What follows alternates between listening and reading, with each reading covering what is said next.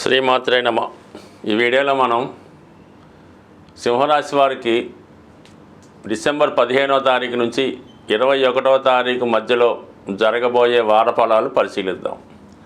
ప్రస్తుతం సింహరాశి వారికి వారి యొక్క గ్రహస్థితి పరిశీలించినప్పుడు మరి వ్యయస్థానంలో వక్ర కుజగమనం, రెండవ స్థానంలో కేతు గ్రహ ప్రయాణం, రెండూ కూడా పాపగ్రహాలు సింహరాశికి ఇరువైపులా ఉంటూ ఒక పాపకర్తారి యోగం అనే యోగాన్ని ఏర్పడడం జరిగింది.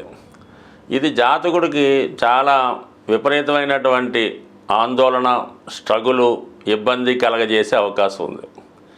చాలా వరకు ఈ గ్రహ ప్రభావం వల్ల జాతకుడు అనుకోకుండా అనారోగ్య సమస్యలకు ఎదుర్కోవడం కానీ, ఆల్రెడీ అనారోగ్య సమస్యలతో ఉన్న వాళ్ళకి కొద్దిగా ఎక్కువగా వారి యొక్క వ్యాధి తీవ్రత పెరిగే అవకాశం ఉంది.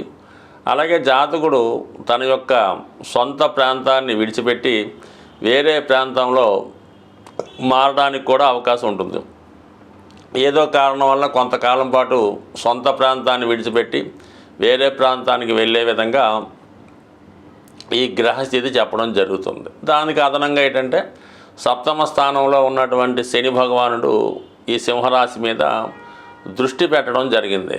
ఇవన్నీ కూడా జాతకుడికి ఏవైనా పెండింగ్ ఉన్నటువంటి కోర్టు కేసులు కానీ, అలాగే ఏదైనా స్థిరాస్తి సంబంధించిన వ్యవహారాల్లో ప్రాబ్లమ్స్ కానీ ఉన్నప్పుడు అవి జాతకుడికి వ్యతిరేకంగా పనిచేసే అవకాశం ఉంటుంది. కోర్టు తీర్పు వ్యతిరేకంగా రావడం, ప్రభుత్వ సంస్థల నుంచి వ్యతిరేకంగా రావడం, ఏదైనా ఇన్కమ్ ట్యాక్స్, జిఎస్టీ, ఈడీ లాంటి రైట్స్ జరగడం లాంటివి కూడా జరిగే అవకాశం ఉంది. కాబట్టి ఈ సందర్భంలో మాత్రం జాతకుడు ప్రతి విషయాన్ని చాలా జాగ్రత్తగా వ్యవహరించాలి.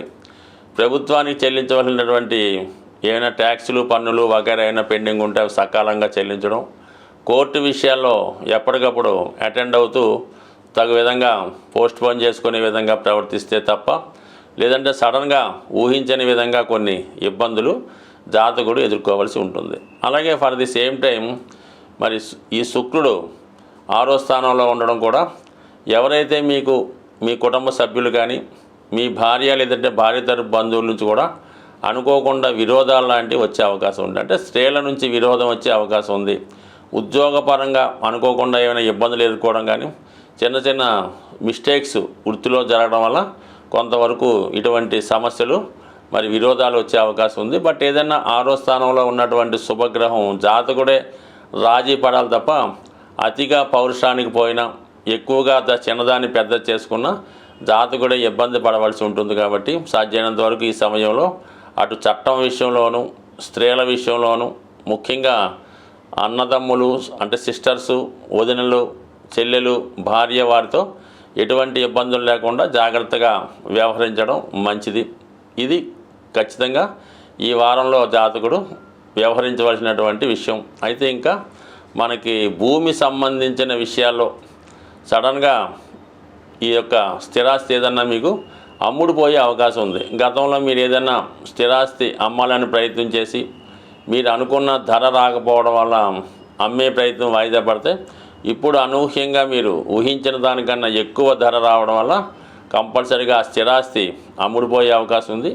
అలాగే మీరు ఎంతో కాలంగా కొందామనుకున్నటువంటి స్థిరాస్తి ఈ సమయంలో మీకు అనుకూలంగా రావడం వల్ల రెండూ జరుగుతాయి. అటు స్థిరాస్తి అమ్మడం జరుగుతుంది, స్థిరాస్తి కొనడం కూడా జరుగుతుంది. కొన్ని సందర్భాల్లో ఈ యొక్క స్థిరాస్తులు లాంటివి ఎక్స్చేంజ్ అయ్యే అవకాశం ఉంది. అంటే ఒకరు మార్చుకొని మిగతా లావాదేవీలు ఏముంటే సెటిల్ చేసుకోవడం జరుగుతుంది. అలాగే ఫర్ ది సేమ్ టైం ఏంటంటే ఆస్తి పంపకాల విషయంలో కూడా కొంతవరకు చాలా కాలంగా పంపకం కాకుండా ఉండిపోయినటువంటి స్థిరాస్తులు ఈ సమయంలో మీ కుటుంబ సభ్యుల మధ్య పంచుకునే అవకాశం ఉన్నది. ఈ విషయంలో కూడా మీకు కుటుంబ సభ్యులతో కొద్ది విరోధాలు వచ్చే అవకాశం ఉంది. కాబట్టి ఏదైనా సింహరాశి వారు చాలా సహనంతో, ఓర్పుతో వ్యవహరిస్తూ ఉంటారు.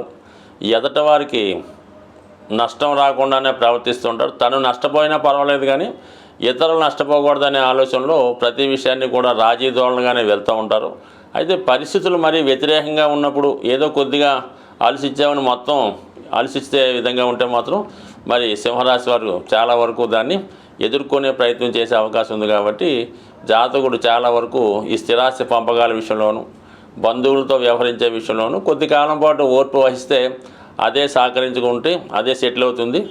దూరమైన వాళ్ళు మళ్ళా తిరిగి కలుసుకునే విధంగా ఉంటుంది. కాబట్టి పెద్దగా ఏమీ తొందరపడకుండా వెయిట్ అండ్ సీ పాలసీ అమలు చేస్తే అన్ని సమస్యలు మీకు అనుకూలంగా వచ్చే అవకాశం ఉంది. ముఖ్యంగా మీ యొక్క సంతానం విషయంలో మీకు సోమవారం తర్వాత పిల్లల విషయంలో కొద్దిగా శుభవార్త వింటారు.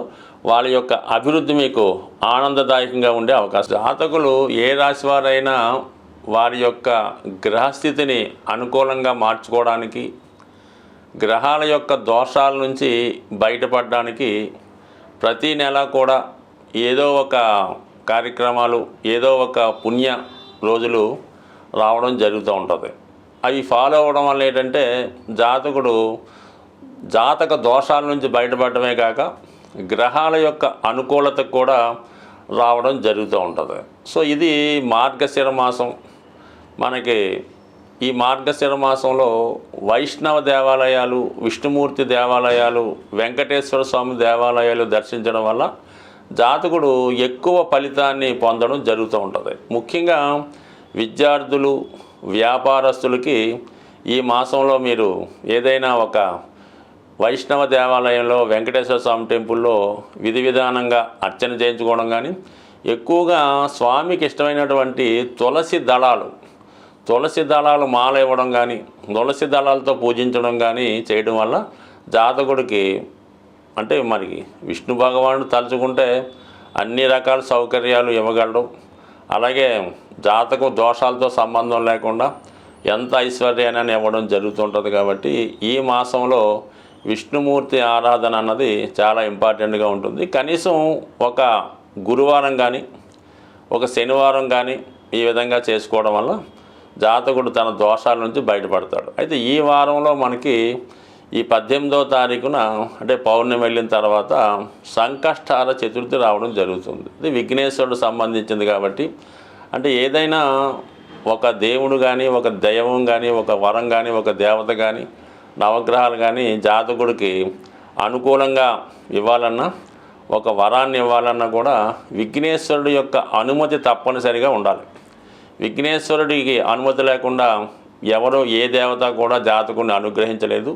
అలాగే జాతకుడు కూడా ఫలితాన్ని పొందలేకపోతుంటాడు. అందుకని భగవంతుడు ఇచ్చినవి మనకు పొందాలంటే కంపల్సరీగా విఘ్నేశ్వర ఆరాధన తప్పనిసరి. మరి ఈ నెలలో వస్తున్నటువంటి సంకష్టాల చతుర్థి రోజు మరి విధి విధానంగా వినాయకుడిని గరికతో అర్చించడం కానీ, ఉండ్రాళ్ళతో హోమం చేయడం కానీ, అంటే సాధారణంగా ఉదయం పూట చాలా దేవాలయాల్లో హోమం చేస్తూ ఉంటారు. ఈవినింగ్ మరి సాయంకాలంలో అభిషేకం చేయడం జరుగుతూ ఉంటుంది. ఈ అభిషేకం చూడడం వల్ల కూడా దోష పరిహారం అవుతుంది. కాబట్టి చేయలేని వారు అభిషేకాన్ని వీక్షించడం, అది కుదరని వారు ఇంట్లో గణపతి ఫోటో ముందు గరికతో కనీసం అష్టోత్తరంతో పూజ చేసుకున్న శీఘ్రంగా చిన్నగా పూజ చేసిన కేవలం సంకల్పం మాత్రాన అనుగ్రహించే దేవత